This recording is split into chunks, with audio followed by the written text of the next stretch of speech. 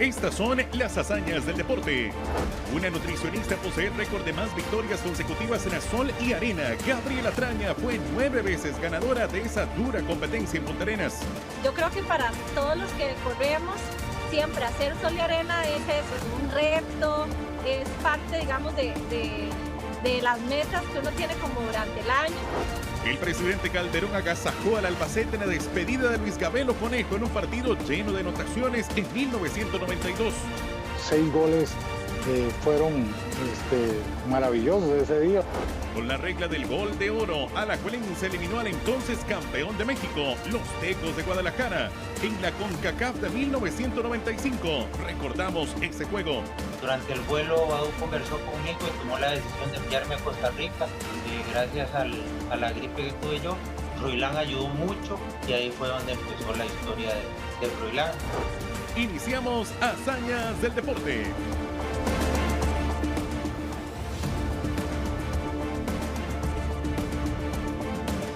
¿Qué tal? ¿Cómo les va? Qué gusto saludarlos en esta nueva entrega de Hazañas del Deporte, donde haremos este recorrido por el tiempo y la vamos a pasar de lo mejor a lo largo de estos 60 minutos, como es costumbre, en la compañía de Hernán Morales y también Everardo Herrera. Don Hernán, bienvenido a esta nueva emisión de Hazañas. Muchas gracias. Saludo para vos, Alex y Everardo, y complacidos de estar nuevamente con ustedes. Hoy vamos con otro buen repaso y lógicamente que hablaremos de una de las figuras que yo creo que más admiración tuvo en su momento y que todavía es muy respetado, como es Luis Gabelo Conejo, en la historia del fútbol costarricense. Un gran saludo, Hernán, Alex, y a todos ustedes, amigos, que se integran para acompañarnos aquí en esta edición de Hazañas. Como tenemos en cada ocasión la oportunidad de hacer un repaso muy bueno de cosas emotivas, especiales, que ha vivido el deporte de Costa Rica, y hoy aquí lo vamos a ratificar, Alex. Así es, de verdad qué gusto que nos acompañen. Vamos a comenzar hablando de atletismo, de una de las competencias, digamos, más icónicas o que más a los ticos nos gusta, y es esta carrera de la clásica sol y arena, que ya se ha convertido verdaderamente en una tradición del atletismo en Costa Rica, don Hernán. Así es, y lógicamente que la cercanía de Punta Arenas y el atractivo hace que no solo los atletas normales, los que compiten siempre, los que tenemos en las habituales carreras, también participe mucha gente. A la gente le gusta ir a Punta Arenas y lógicamente que aprovechar eso de hora y media, 2 horas estás en Punta Arenas y regresas así, casi que en el mismo tiempo, pues lo hace muy atractivo para ir a practicar el deporte y de paso a subirse un poco. Sí, hay que recordar que una prueba que se consolida principalmente por el boom del atletismo, tiene un impasse por la situación que conocemos en pandemia, el boom del atletismo, mucha gente participando, y hay que destacar, Alex y Hernán, un aspecto muy llamativo de esta prueba. La cantidad de corredores que se inscriben es muy alta, pero los colados duplican. Los colados son más, ¿verdad? Y no los colados de piña, sino los que no pagan pues digamos la inscripción para participar. Y hablar de sol y arena, especialmente en la primera década del año 2000, es hablar de Gabriela Traña, sí. Gaby tiene todo un récord de victorias donde no es fácil alcanzar una seguidilla de triunfos consecutivos, además, porque fue 9 veces ganadora de esta clásica sol y arena. Bueno, y eso lo vamos a revisar. Gabriela Traña y su récord, sus hazañas en la sol y arena.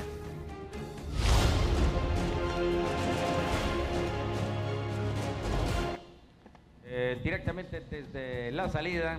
Bueno, la sol y arena con todo este panorama, ¿verdad? La clásica sol y arena en Punta Arenas, que es una de las carreras más representativas de nuestro país, por ese condimento especial, ¿verdad? De disputarse a la orilla del mar, como estas imágenes son tan elocuentes y con el crucero de fondo, en la playa del Puerto del Pacífico. El recorrido de 9.8 kilómetros con alta temperatura es parte del tradicional ambiente que se vive, donde se inscriben hasta, bueno, incluso han llegado más de 7.000, 10.000 atletas y un sinfín más de corredores, como decíamos ahora, colados, don Hernán. Sí, ahí tenemos imágenes que representan lo que normalmente viven en esta parte los inscritos, los atletas que están en primer orden, y hay que destacar a una mujer que por su seguidilla de triunfos, y hablamos de la atlética y nutricionista de profesión, Gabriela Traña.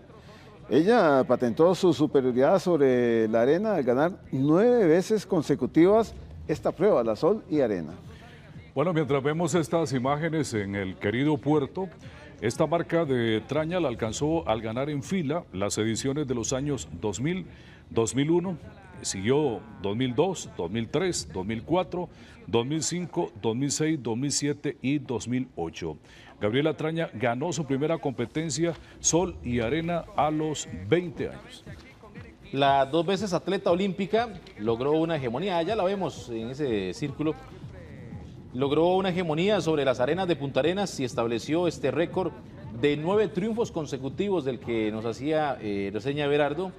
La corredora Mónica Vargas cortó la racha de victorias de Gabriela Traña en la clásica Sol y Arena en la edición del 2009, porque incluso en la del 2009 Gabriela Traña ya no compitió, no participó, no porque no quería, sino porque había dejado los 1500 metros y otras competencias por irse a competir en la maratón, don Hernán. Sí, sin embargo, lo conseguido por la destacada atleta en esta carrera la inscribió para siempre en la historia de la Sol y Arena en una gesta difícil, muy difícil, probablemente de superar. Y ahí la veíamos, la forma impresionante, ¿verdad? Cómo corría, cómo hacía el cierre para alcanzar la meta en esta oportunidad.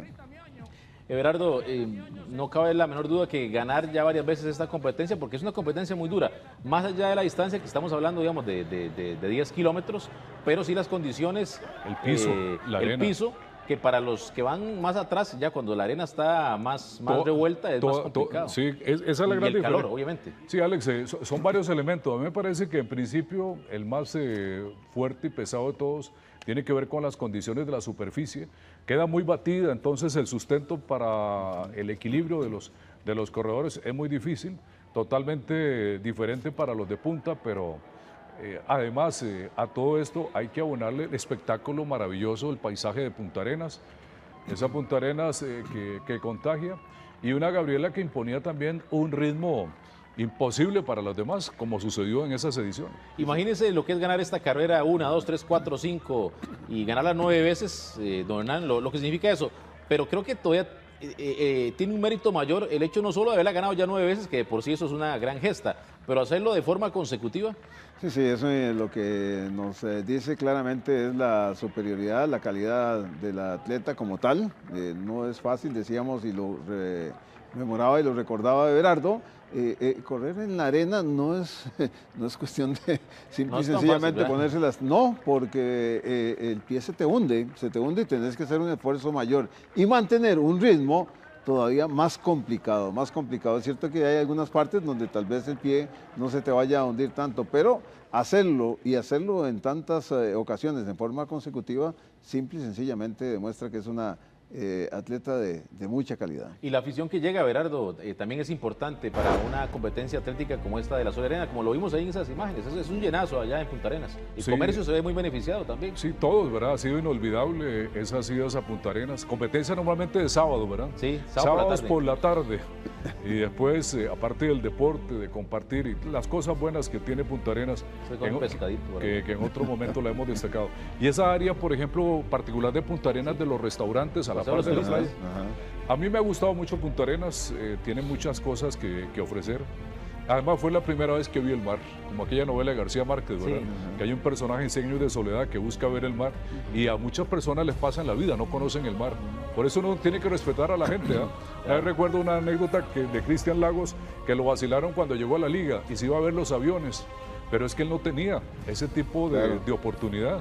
Y por ejemplo, los que vivimos cerca del Coco, desde San Rafael de la Juela al Coco, hemos estado acostumbrados a ver aviones. Hasta el sonido. Pero también volvemos a esas experiencias de Gabriela Traña allá en el mar. Y como dice un pescadito, bueno, al que gusta el ceviche o un Churchill, está bien tradicional. Se aprovecha para eso también en esa visita.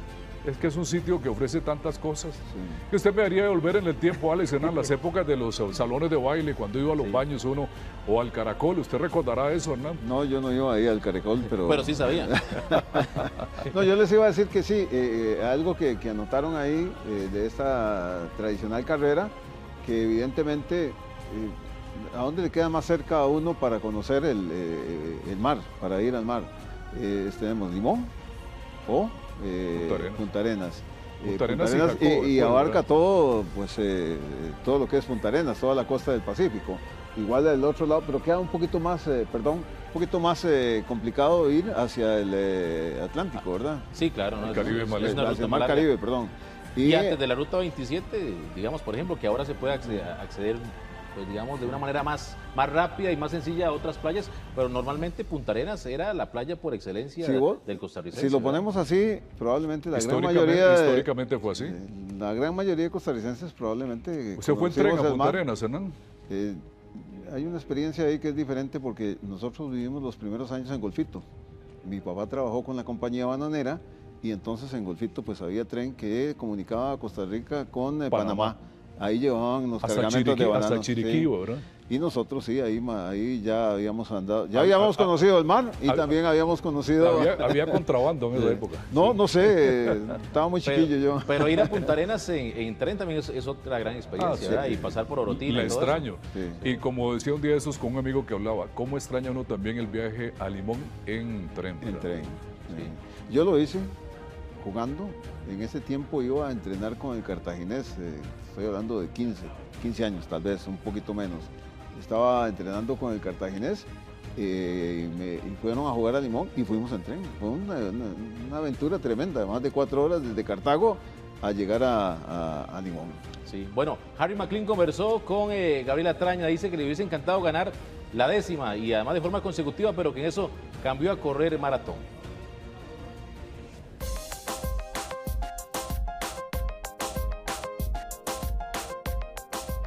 Bueno, un gusto saludarlos, de verdad un placer estar por acá y compartir un ratito. Bueno, yo creo que la Sol y Arena pues era siempre o ha sido un reto, ¿verdad? Para todos los costarricenses, e inclusive recuerdo un año que trajeron a un keniano con una supermarca y no pudo terminar, o sea, se desmayó faltando creo que 1 kilómetro a la meta. No sé si un poquito más, un poquito menos, pero varios atletas de otros países con marcas buenísimas y demás no pudieron terminar, digamos, la distancia. Entonces, yo creo que para todos los que corremos, siempre hacer Sol y Arena es eso, un reto, es parte, digamos, de las metas que uno tiene como durante el año. Y yo recuerdo que cuando ya uno pasa, ya está todo majado, todas las pisadas de las otras personas, y entonces aquello es un arenero.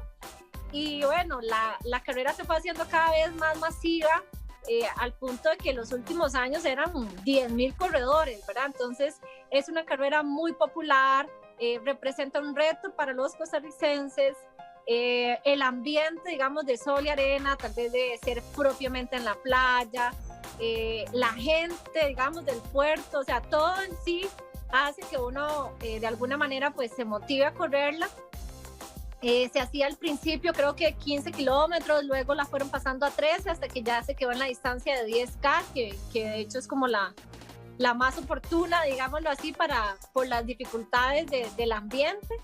Pero sí, yo creo que lo que me motivó a correrla fue todos esos elementos de reto, de ambiente, no sé, de imponer tal vez una marca, por así decirlo, aunque las distancias de ruta a veces son un poquito más cortas, un poquito más largas, pero bueno, para mí Sol y Arena representó una excelente oportunidad de exponerme, o sea, había mucha publicidad alrededor del evento también. Recuerdo en el 2009, que fue el año que no la pude correr porque yo ya había empezado a correr maratón, y coincidió la fecha de París, de la maratón de París, con la fecha de Sol y Arena.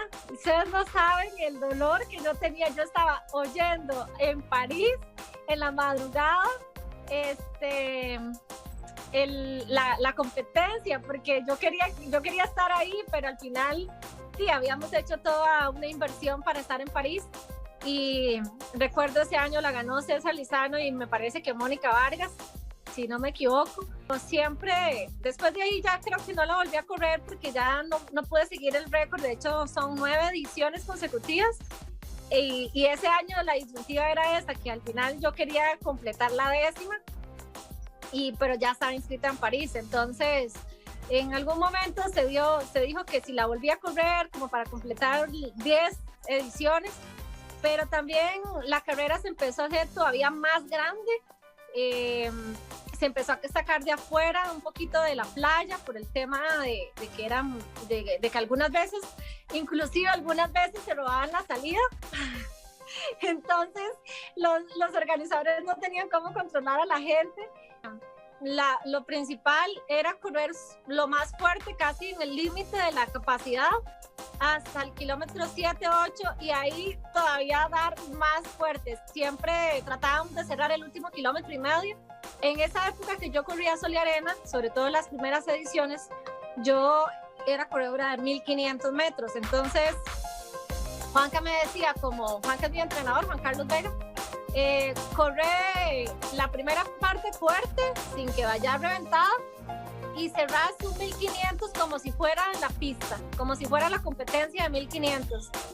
Y así recuerdo que la meta en las primeras ediciones era alcanzar a Rita, no sé si se acuerdan de Rita Meoño.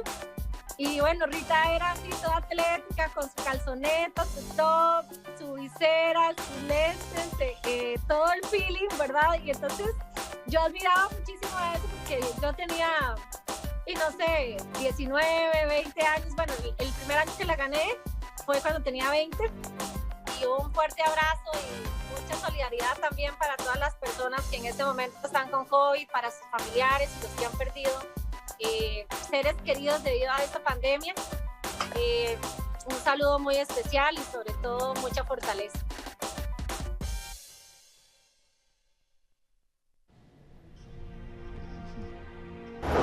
Gracias a Gaby Traña por este contacto, ¿verdad? Y la felicitación por esa marca que tiene instituida de 9 victorias consecutivas en Sol y Arena. No cabe duda, es una hazaña, más que una hazaña, eso es un récord impresionante el que ella logra hacer.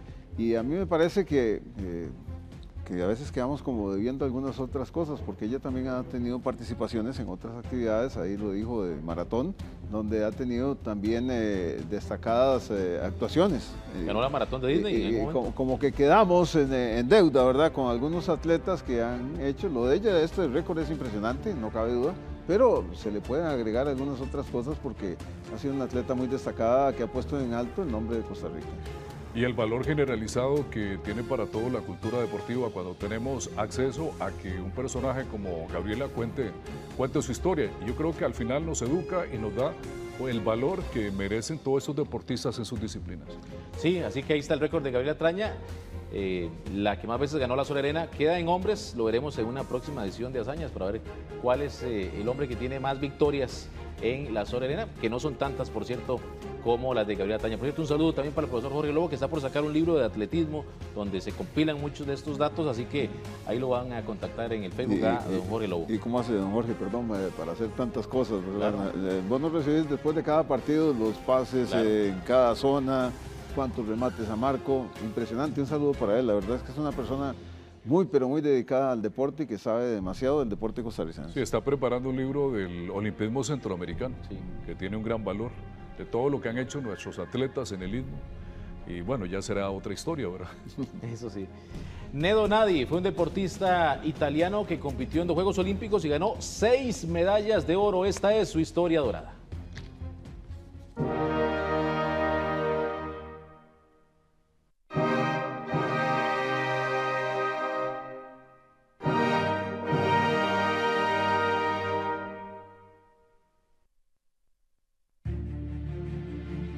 La primera gran estrella de la esgrima mundial fue el italiano Nedo Nadi, y tal vez haya sido el mejor de todos los tiempos. Nedo Nadi nació en Livorno, Italia, el 9 de junio de 1894 en una familia de esgrimistas. A los 7 años ya practicaba esgrima entrenado por su padre, y a los 18 años ganó su primer medalla dorada en florete, siendo el esgrimista más joven de la historia en lograrlo, récord que 100 años después aún no ha sido superado. En 1916 no hubo juegos debido a la Primera Guerra Mundial, donde Nadi defendió a su país y fue condecorado. En los Juegos Olímpicos de Amberes 1920, Nadi siguió marcando récords. Ganó la medalla de oro en espada individual y en sable individual. y junto con la victoria en florete individual en 1912, es el único esgrimista de la historia en ganar las 3 disciplinas. Y fue el primer deportista que ganó 5 medallas en un solo Juego Olímpico, récord recién superado en 1972.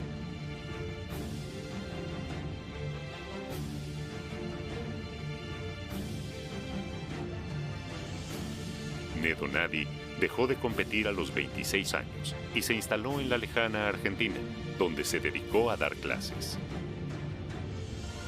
Nedo Nadi falleció a la temprana edad de 45 años en su país natal, pero su leyenda permanece inalterable. Y ahora en los mejores goles de los mundiales, uno que es inolvidable para Costa Rica. Lo vemos.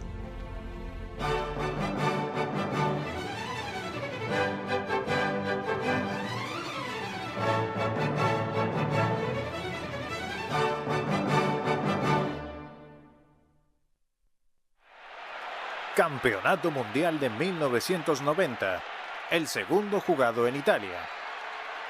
Costa Rica accede por primera vez a una Copa Mundial y por la primera rueda enfrenta a Escocia.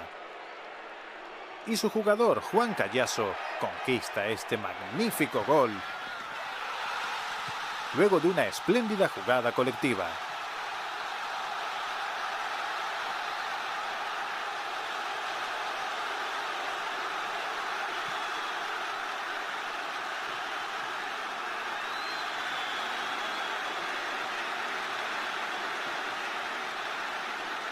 Costa Rica luego vencería a Suecia y pasaría de ronda. Pero hay que destacar que Juan Callazo logró uno de los mejores goles de los mundiales.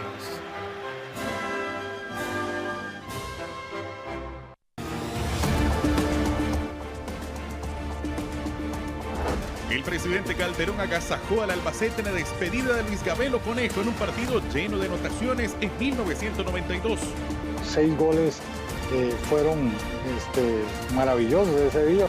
Con la regla del gol de oro, Alajuelense eliminó al entonces campeón de México, los Tecos de Guadalajara, en la CONCACAF de 1995. Recordamos ese juego. Durante el vuelo, Badu conversó conmigo y tomó la decisión de enviarme a Costa Rica. Gracias a la gripe que tuve yo, Froilán ayudó mucho y ahí fue donde empezó la historia de Froilán.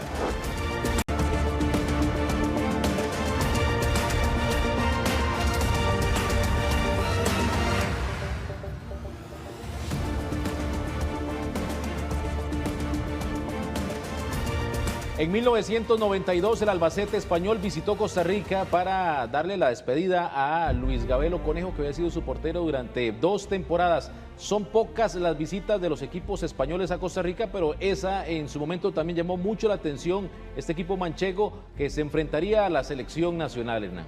Sí, era para reconocer de alguna manera en nuestro país la labor extraordinaria que Luis Gabelo hizo con el Albacete, donde llegó luego del Mundial de Italia, donde se consagró como portero, también abrió las puertas para que muchos otros costarricenses pudieran ir al fútbol internacional, puso el nombre de Costa Rica siempre en alto y que bajo sus actuaciones o bajo su periodo de estancia en el Albacete consiguiera el ascenso. Yo creo que es una de las cosas más importantes que se ha logrado de algún costarricense en esos tiempos, ¿no? Sí, yo creo que nos trae muchos recuerdos a los que vivimos esa época, cuando Gabelo hace aquel gran mundial del 90, y buscar en el mapa dónde se va a ir, ¿verdad? Que eran las especulaciones, y se va a Albacete, la ciudad de los cuchillos. Nos toca una transmisión en Colombia con el refinado Javier Rojas y Mario MacGregor, el ascenso contra el Salamanca, ver la fiesta de la ciudad de Albacete. Y después fuimos con Marvin Centeno ya en Monumental a transmitir un partido Real Madrid, la Quinta del Buitre. Estaba Jica Hague jugando también con el equipo del Madrid. Le anotó un golazo espectacular de la derecha de zurda a Gabelo Conejo, 3-0. Y ver uno frente al Parque Albacete, en lo más alto, un edificio de apartamento, la bandera de Costa Rica. Gabelo la ponía, vivía ahí con su esposa Rocío Lobo. Tener esa oportunidad de tratar a Benito Floro en el ascenso.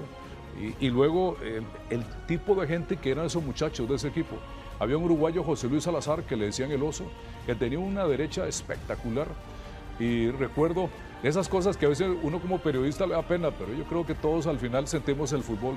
Cuando el Albacete sube, le pide una camiseta al capitán Catali, la número 7.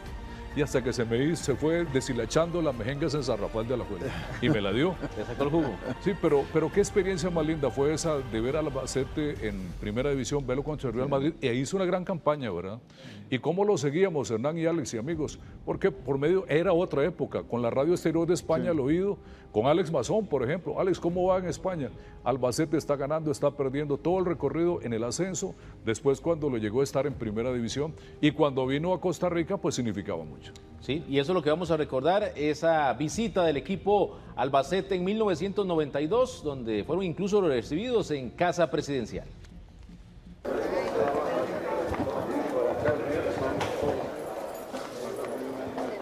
En junio de 1992, el Albacete Balompié visitó nuestro país como un homenaje al portero Luis Gabelo Conejo, que dejaba al cuadro manchego.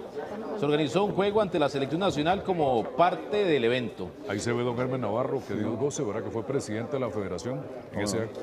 Sí, los españoles fueron recibidos por el Consejo de Deportes y también en Casa Presidencial por mandatario de ese entonces, el Rafael Ángel Calderón Fournier.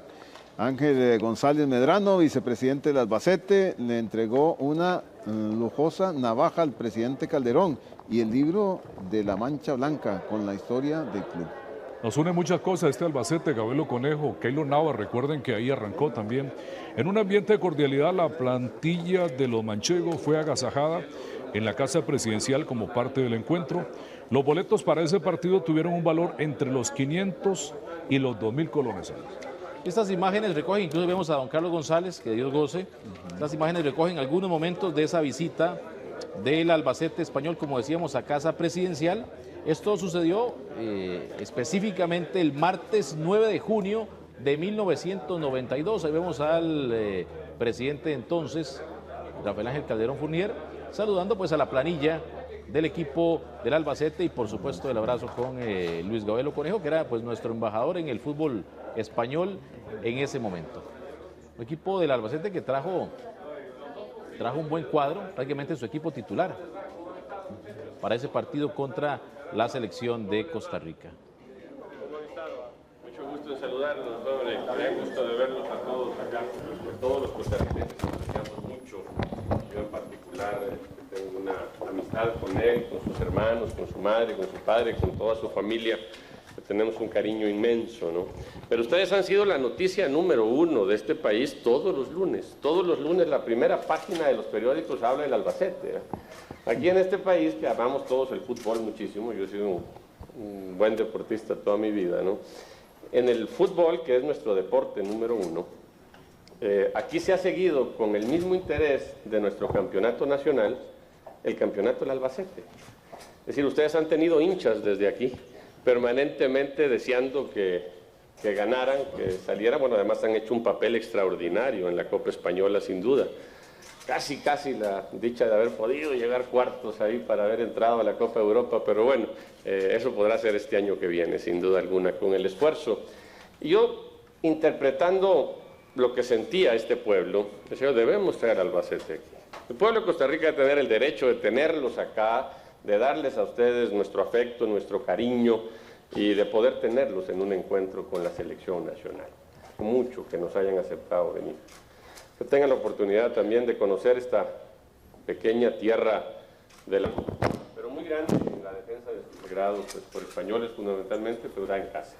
Aquí se les aprecia, se les quiere, y aunque Gabelo no esté defendiendo el árbitro oficial el próximo año, aquí en Albacete. Espero que ojalá nos toque jugar ahí allá en alguno de los juegos que se vaya a hacer propiamente. De veras por venir y tener la oportunidad de compartir. Bueno, ahí teníamos esta visita del Albacete y las palabras del expresidente de la República, bueno, presidente en ese entonces, ¿verdad? Rafael Ángel Calderón Fournier, doña Gloria Bejarano, la primera dama, que por supuesto también estaba por ahí, y Gabelo Conejo, que era pues el centro de atención con este equipo del Albacete. Recuerda también Alex y Hernán que, bueno, Calderón Fournier fue deportista, ¿vale? Le gustó mucho el fútbol, y un hijo del presidente, creo que el hijo mayor, Rafael Calderón, estuvo en algún momento entrenando con Liga Deportiva Alajuelense. Era un muchacho muy espigado. Sí, bueno, estuvo bonito el encuentro, ¿verdad? No, es un recuerdo yo creo que muy valioso, este momento, traerlo de nuevo a nuestras memorias y ponerlo a la pantalla para que todo el mundo recuerde ese homenaje que creo es muy justo para Gabelo y también para el Albacete que lo acogió en ese momento. Sí, y lo decía muy bien y muy acertadamente el presidente Calderón. El Albacete era noticia todos los lunes, ¿verdad? Y los domingos durante, obviamente, las transmisiones. Vamos, sí. Nada más un detalle, Alex y Hernán. Recuerden que, por ejemplo, la Federación Internacional de Historia y Estadística del Fútbol nombró el mejor futbolista de campo del siglo XX de Costa Rica, Alejandro Morera, y el mejor guardameta a Luis Gabelo Conejo. Sí. Y eso se vio patentado con lo que hizo Gabelo con este equipo del Albacete. Vamos a revisar la alineación del cuadro manchego, esa vez para enfrentar a la selección nacional. Que lo hizo con, Gabelo Conejo, que después fue cambiado por Juan Carlos Balaguer, Sotero López, Juan José Juárez, Ismael Urzaiz, Manolo Paelo, Julio Soler, que se salió de cambio por Hernández, Francisco Catali, Pedro Parada, Marco el Diablo Echeverri, el boliviano, que estuvo por ahí un tiempo, José Luis Salazar, Juan Chesa, cambiado por Sánchez, Daniel Aquino, cambiado por Pedro Corbalán, el técnico Higinio García Berardo. Será el equipo del Albacete y usted nos refiere pues al equipo de todos, a la selección nacional de Costa Rica. En ese 1992 la selección nacional tenía a Eric Lones como guardameta estelar, fue reemplazado luego por Jorge Arturo Hidalgo, Ronald González en la saga, José Martín Jiménez Báez, el hermano del zurdo, Sandro Alfaro, aquel recordado y buen lateral izquierdo, Luis Diego Hernández, Benjamín Mayorga, el indio, sustituido luego por Vladimir Quesada, Miguel Davis, reemplazado por Enrique Díaz, Randall Rowe, conformando parte de ese equipo. Eran los días en que empezaba también con la selección Rolando Fonseca. Ahí un buen jugador de Pérez Celedón que llamaba mucho la atención, Farlen Ilama lo sustituyó. Evaristo Coronado, todo un emblema del fútbol nacional de aquellos tiempos. José Mario Rodríguez lo reemplaza. Norman El Pin Gómez y Javier Astúa, que era delantero de moda, vino de cambio, conformaba la alineación de Costa Rica. El técnico, el finado Héctor Núñez, el Pichón Núñez, el uruguayo que vino a dirigir a la selección nacional. Bueno, esos eran los dos equipos que estaban listos entonces para actuar. ¿Qué les parece si revisamos entonces las imágenes de aquel juego de 1992 en el Estadio Nacional Costa Rica frente al Albacete?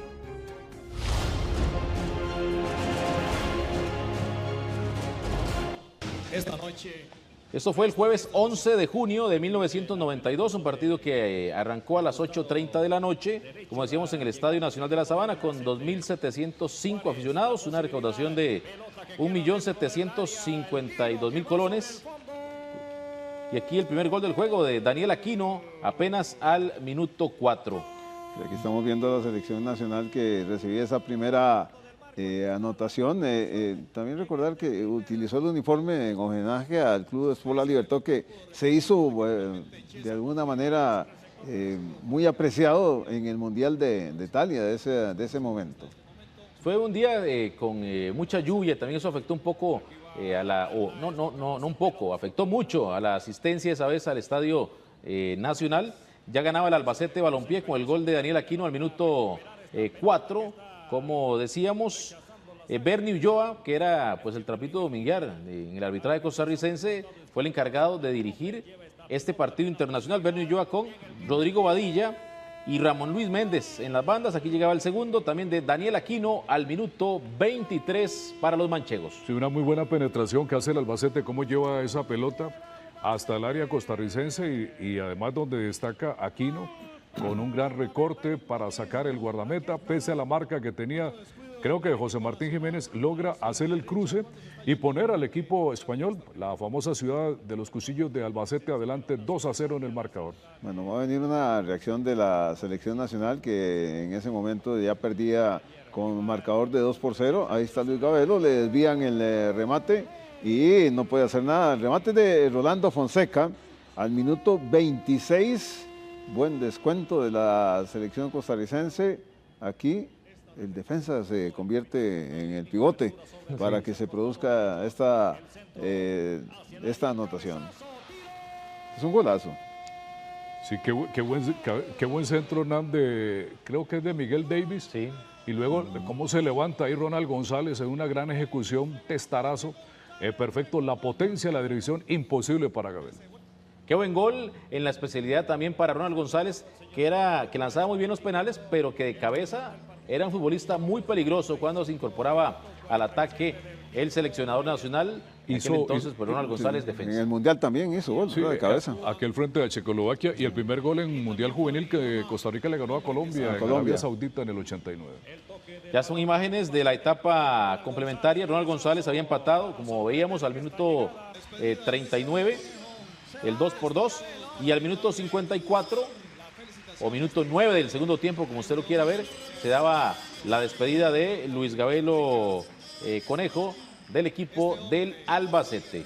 Cuando la prensa entraba a la cancha. Sí. Porque vemos a varios colegas, ¿verdad? Que la prensa y algunos más. También. Hasta Gordomalo. Que lo vemos. Hasta los niños, sí, es cierto. Se acostumbraba mucho, ¿verdad? A pedir algún autógrafo o más si le regalaban algo, ¿verdad?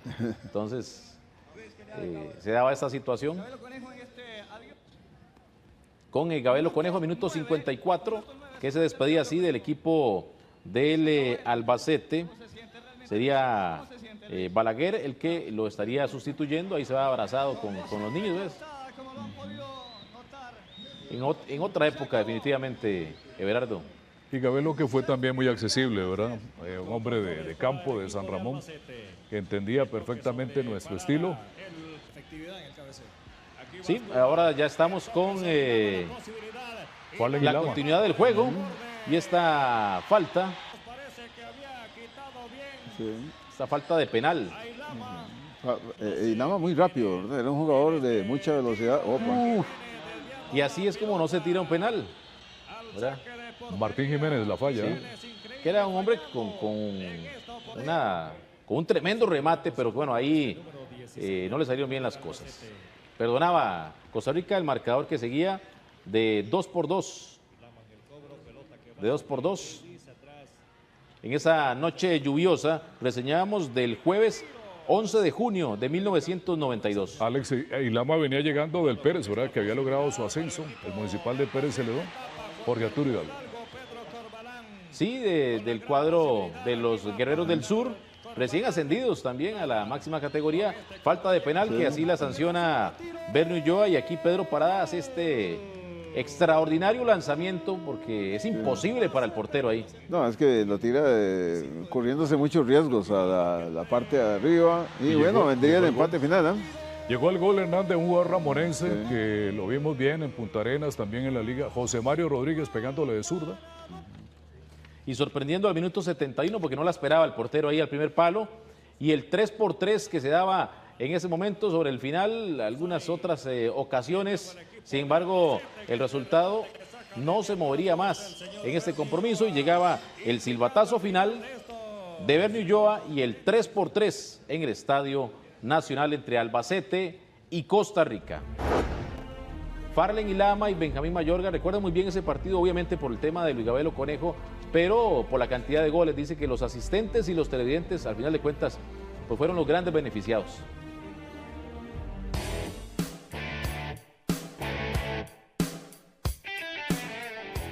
Bueno, la verdad que hace muchos años de eso, hace bastantes años, y yo era un chamaco apenas y motivado, eso era una motivación. Venía un equipo de España y era el retiro de Gabelo Conejo y todo eso, y recién había pasado la Italia 90, imagínense, ¿verdad? Era una motivación increíble y que me tomaran en cuenta don Héctor Núñez para salir titular ese día, pues fue motivante, bastante motivante, y fue un partido, la verdad que me recuerda un poco el partido, pero siempre, como todos, esos partidos son durísimos. Es muy motivante, y bueno, y tan es así que fíjense que ya a mí se me había olvidado, y el que se recuerden estas cosas, pues es importante, porque a veces los muchachos que uno está trabajando con ellos ahora le preguntan por cositas como esas, y son respaldos que a uno le dan para que ellos pues crean en el trabajo que uno más o menos va haciendo.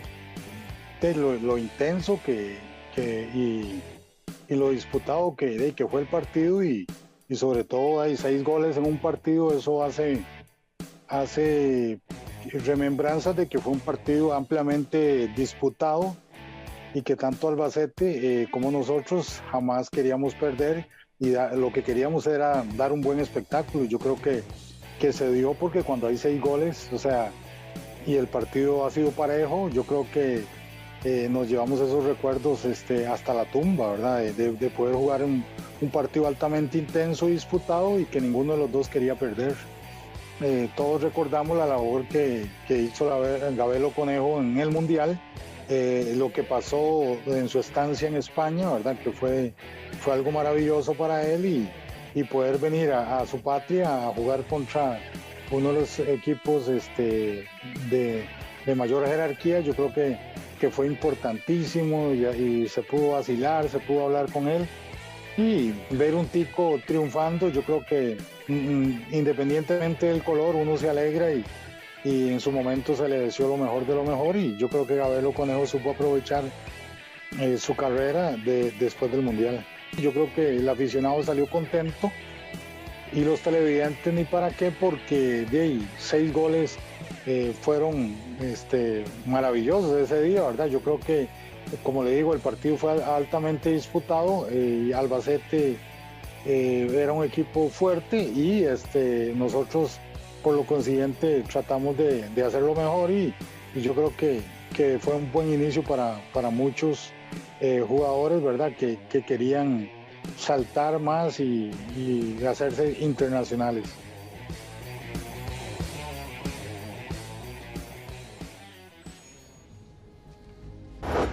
Bueno, qué bonito recordar este tipo de partidos, Hernán, de esas figuras, porque quizás para las nuevas generaciones no tienen tan presente a Gabelo Conejo o únicamente por el Mundial, pero digamos era el Keylor Navas de esa época, obviamente guardando las distancias y demás, pero quiero decir, en cuanto a la atención mediática y siendo nuestro gran referente en el fútbol español, en eso estamos hablando de 91, 92. Las condiciones de portero las tenía, lo que pasa es que el salto se da cuando viene la participación internacional, el trabajo que hacen con él para prepararlo para ese Mundial de Italia 90, y donde verdaderamente tiene una participación increíble, ¿verdad?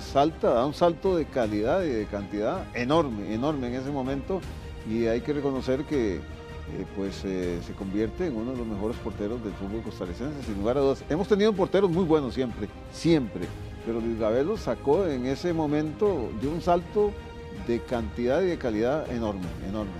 Hay una historia, Hernán, amigos y Alex. Estábamos en Trinidad y Tobago. Costa Rica había jugado un partido contra Trinidad. Entra Gabelo, se lesiona y lo reemplaza Jorge Arturo Hidalgo.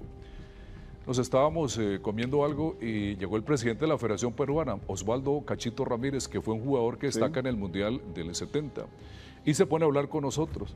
Y él pondera los recursos y atributos que tenía Gabelo Conejo. Dice, ¿qué porterazo tienen ustedes? Ese portero es de los mejores que yo he visto en mucho tiempo, tiene clase internacional.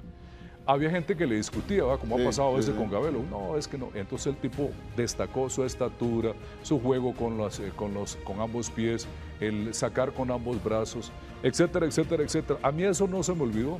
Y después cuando vino el Mundial del 90, cuando Roberto Negrisolo, que era el entrenador de porteros de la Roma, Bora le pide que oriente a Gabelo. ¿Y en qué lo orienta? En que él se traslade en los centros largos, porque era lo que le iba a tocar en el Mundial contra los escoceses.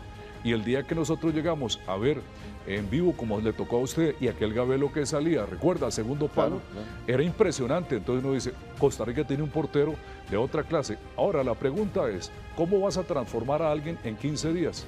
Tenía las condiciones. Había que meterle el chip de que él podía, según la altura que iba la pelota, que la midiera y fuera, para que le evitara problemas a Costa Rica. Y sellar con lo último. A mí no se me olvida el día en el Proyecto Gol que llegó Ricardo Cabañas, y Ricardo Cabañas quería el agente pulsear llevar a alguien de Costa Rica. Y lo que hace Gabelo es recomendarle a Keylor Navas. Y finalmente se lo lleva. Y recuerden que lo lleva en segunda división. Sí. Y a partir de esa estela, con lo que es el pequeño del mundo, Gabelo triunfa en Albacete. Ese triunfo le permite que en la estela vengan y lo busquen. Alguien para llevar de Costa Rica que pueda servir, Keylor Navas. Y el resto de la historia ya la sabemos. Keylor Navas se erige una de las grandes figuras de toda la historia del fútbol de CONCACAF, pero producto de ese ciclo que ha pasado con Gabelo. Y Dani Carvajal también, por ejemplo, que le abrió las puertas. A Dani Carvajal también, sí. Son momentos, figuras que abren puertas también a otros como su legado. En 2016 se disputó la Copa América Centenario en los Estados Unidos, y uno de los mejores tantos de esa competición fue el que marcó Johan Venegas para la selección nacional. Lo vemos.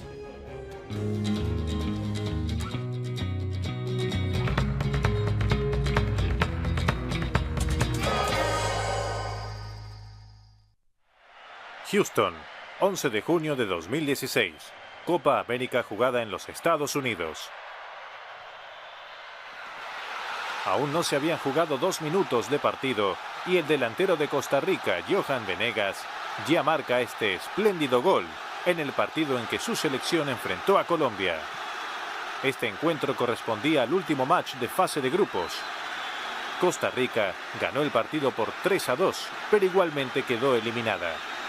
De todos modos, a Johan Venegas le quedó la alegría de haber marcado uno de los mejores goles de la Copa América.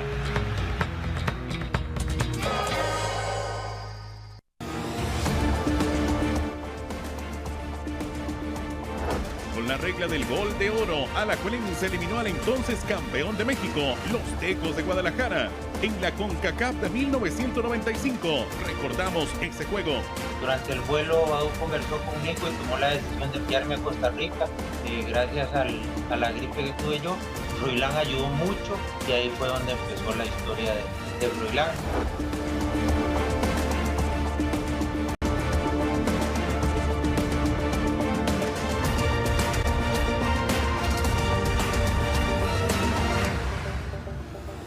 Continuamos en Hazañas del Deporte para recordar a uno de los técnicos con más trayectoria en el fútbol nacional y también beliceño. Leroy Lewis hablaba así para los micrófonos de Canal 6 en 1990.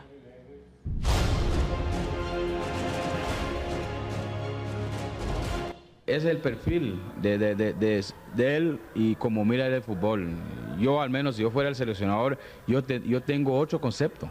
Pero hay que respetar al técnico que hizo la selección, no fueron los de la comisión técnica, fue Bora que impuso su criterio de acuerdo con la idea de fútbol que va a manejar en Italia 90.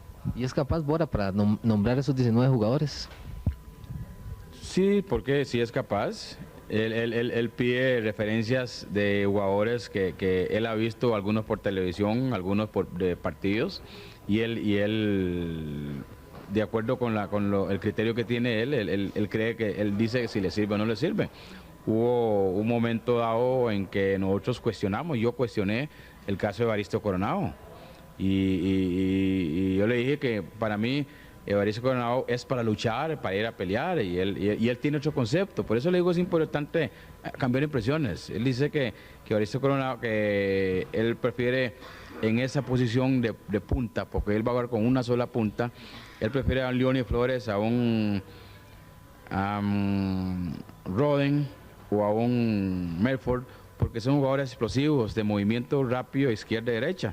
Y él no cree, y nosotros preguntamos, pero no habrá que ir a chocar contra los escoceses y los suecos. Digo que no vamos a chocar, vamos a jugarle fútbol, vamos a tocarle la pelota y esconderle la bola. Así que, como le digo, es interesante oír los conceptos que él tiene sobre fútbol.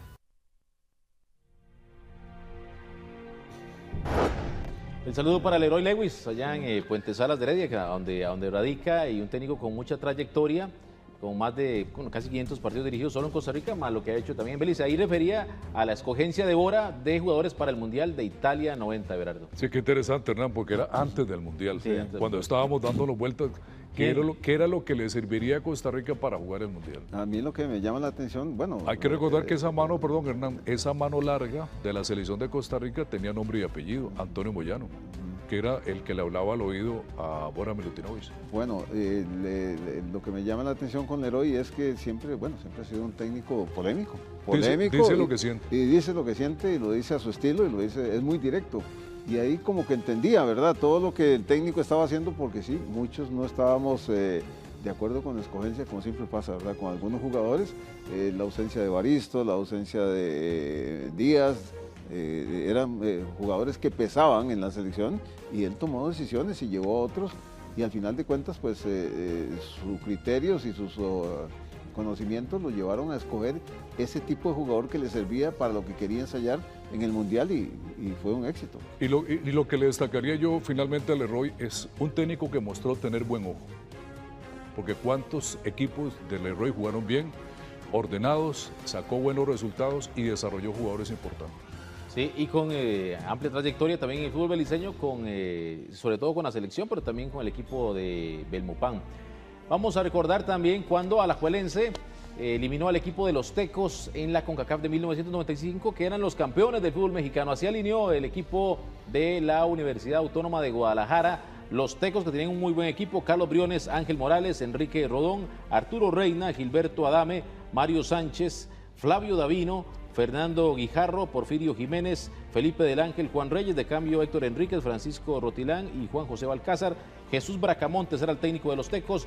Hernán, ¿cómo formó la liga?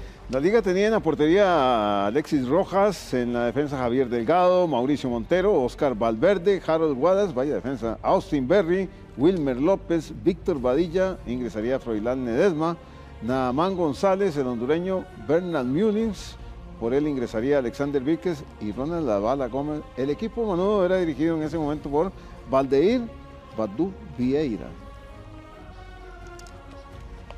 Vamos a ver cómo le fue a Alajuelense. Había perdido en el juego de ida 2-1 y ahora veremos qué pasó en el partido de vuelta disputado en Alajuela.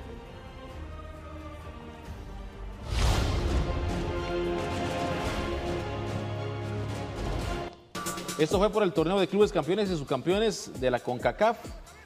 Y aquí se ponía 3-1 el global con este gol de Arturo Reina al minuto 31 para los Tecos. Esto fue el domingo 3 de septiembre de 1995 en Morera Soto. Y el gol ahí de Arturo Reina. Zimmerman Bolus de Estados Unidos, el árbitro de este partido, empataba Bernard Mullins al minuto 60. Y vio que el centro de Austin Berry. Ahí está una vez más. Y Dinamita Mullins, jugador de Cartagena de nacimiento, y Froilán Ledesma, que ya comenzaba a destacar. Aquí estaba el gol al minuto 71, 2-1. Aquí se empató el global y los 90 minutos quedaron entonces con 3-3 y hubo necesidad de irse a los tiempos extras, pero en ese momento se puso aquella regla de moda, el famoso gol de oro. El que anotaba en esos tiempos extras ganaba el partido. Qué importante, ¿verdad? Porque se hablaba de la habilidad de Ledesma, era con la pierna izquierda, y remata con la derecha con mucha confianza en ese momento, ¿verdad? Y en el tiempo extra, el gol de oro de Wilmer López al minuto 105 le dio la clasificación a Alajuelense 4-3 en el global frente a los Tecos. Ahí estaba el gol de Wilmer López y Alajuelense que eliminaba al campeón mexicano del torneo de la CONCACAF con este gol de Wilmer López, uno de los triunfos más recordados de Alajuelense. Harry McLean conversó con 3 futbolistas que estuvieron en ese partido. Incluso Arnáez comenta que se enfermó, esto lo sacó de la nómina, pero le abrió la gran oportunidad a Froilán Ledesma, que aprovechó la chance que le daba Badú Vieira.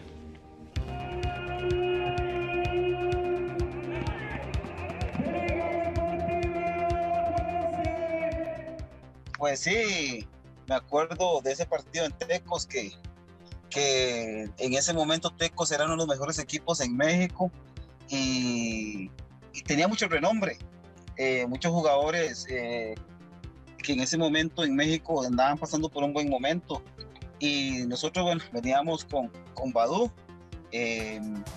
estábamos pues motivados porque la liga venía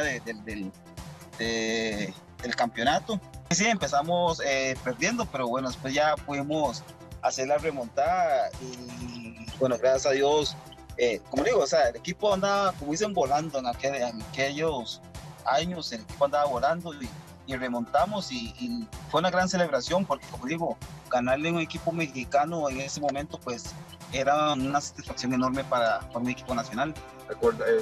Recordar es vivir, dice el dicho. Y estábamos recordando que veníamos de Europa, de una gira en pretemporada que hicimos en Europa con el señor Valdeir Badú Vieira. Cuando veníamos de Europa pasamos a jugar a México. Veníamos con muy pocos partidos de fogueo, en una pretemporada muy fuerte allá en Europa para alistarnos para el torneo nacional. Como vemos los jugadores de fútbol a nivel nacional, en el caso de los que jugamos con la liga a nivel internacional, hay 2 clásicos para nosotros, un clásico contra Saprissa y un clásico contra cualquier equipo mexicano. Nosotros los Ticos competimos contra México, siempre fue nuestra meta sacar a los equipos mexicanos, entonces era sumamente importante ese partido. Sacar un equipo mexicano en estos tiempos y en aquellos tiempos era muy difícil, definitivamente. Entonces era como un clásico, jugábamos dándolo todo por nuestro país, por nuestro equipo y por tratar de ganarle a México con salarios siempre sumamente exuberantes contra los nuestros, que eran muy baratos, pero la idea era que poder ganar ese equipo y sacarlos al equipo de Tecos. Siempre ha sido la competencia, ha sido la misma siempre, en cualquier década. Pero nosotros teníamos un equipo con muy buena planilla, con un entrenador que le gustaba atacar, y el partido en Costa Rica se planteó ofensivamente, aunque empezamos perdiendo el primer tiempo por su jerarquía el equipo mexicano. En el segundo tiempo nos repusimos y metimos los 2 goles para ir a tiempos extras. En tiempos extras Wilmer López anotó el tercer gol para clasificar, pero cuando llegaron a Costa Rica era hay que ir a ganar, no había otra opción, ¿verdad? Nosotros estábamos con la selección, andábamos en una gira por Japón, regresamos y pasamos allá a la República Checa.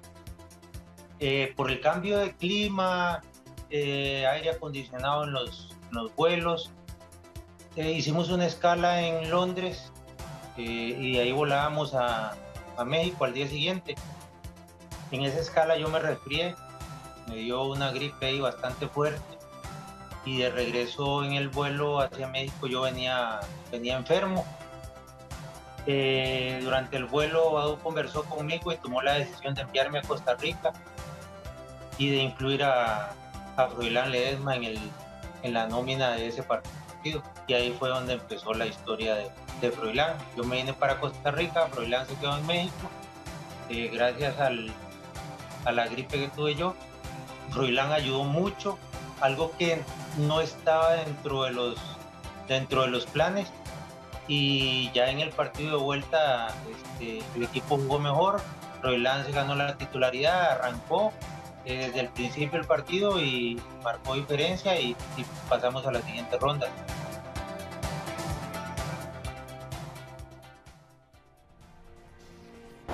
Buena anécdota de Luis Diego Arnáez contando cómo se le abrió la oportunidad a Froilán Ledesma de forma circunstancial por una gripe, don Hernán, ya en el cierre. Lo que pasa es que sí tenía la calidad, ¿verdad? Claro, para jugar y para hacerlo, ¿verdad? Sí, lo aprovechó y bueno, un resfrío que no te duele después.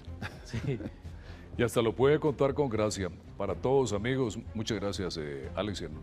Sí, bueno, así recordamos ese triunfo contra los Tecos de México. Gracias, Hernán, gracias, Everardo. Gracias a ustedes, amigos, por supuesto. Los dejamos, pero vemos un adelanto de los temas que tendremos la próxima semana, en las próximas hazañas del deporte. Pásenla bien. En hazañas del deporte, el Deportivo Saprissa se quitó una de las rachas en contra más amplias en clásicos ante la Alajuelense. Recordamos cuál fue en un juego de 1993 en Tibás. De jugadora de baloncesto a ser una de las primeras mujeres que se abrió campo en educación física. Repasamos los amplios aportes de Clemencia Conejo. Fui primera en muchas cosas porque tuve que abrirme paso a codazos. El mítico portero Peter Schmeichel visitó Costa Rica en 1989 con el Brondby danés para enfrentar a la tricolor. Revisaremos cómo le fue en Alajuela. Hazañas del deporte, todos los sábados a las 6 de la tarde por Canal 6.